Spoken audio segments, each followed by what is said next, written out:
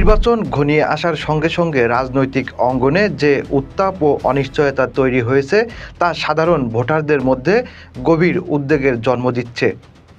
একদিকে নির্বাচন কমিশনের ভূমিকা নিয়ে প্রশ্ন তুলছে এনসিপি।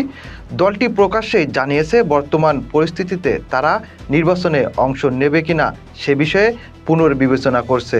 অন্যদিকে বিএনপি অভিযোগ করছে নির্বাচন কমিশন নিরপেক্ষ ভূমিকা পালন করতে ব্যর্থ হচ্ছে।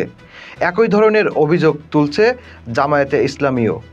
ভিন্ন ভিন্ন রাজনৈতিক অবস্থান থেকেও যখন প্রায় একই অভিযোগ উঠে আসে তখন জনমনে স্বাভাবিকভাবেই প্রশ্ন জাগে নির্বাচন কমিশন আদৌ কতটা আস্থার জায়গায় রয়েছে।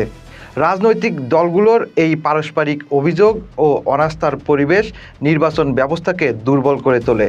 গণতান্ত্রিক ব্যবস্থায় নির্বাচন কমিশনের গ্রহণযোগ্যতা অত্যন্ত গুরুত্বপূর্ণ।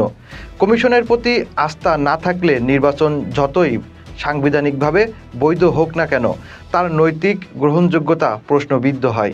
এই অবস্থায় ভোটাররা দ্বিধায় পড়ে যায় ভোট দেওয়া আদৌ কোনো পরিবর্তন আনবে কিনা।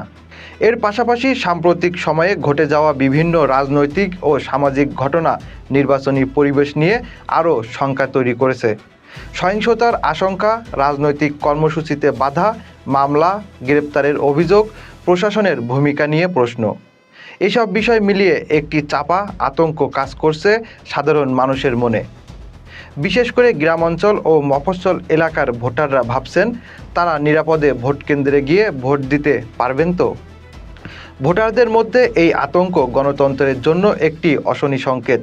কারণ গণতন্ত্রের মূল শক্তি হলো জনগণের স্বতঃস্ফূর্ত অংশগ্রহণ।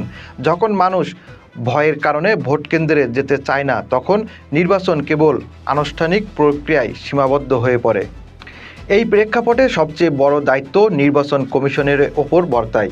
কমিশনকে শুধু নিরপেক্ষ থাকলেই চলবে না, নিরপেক্ষতা দৃশ্যমানও করতে হবে।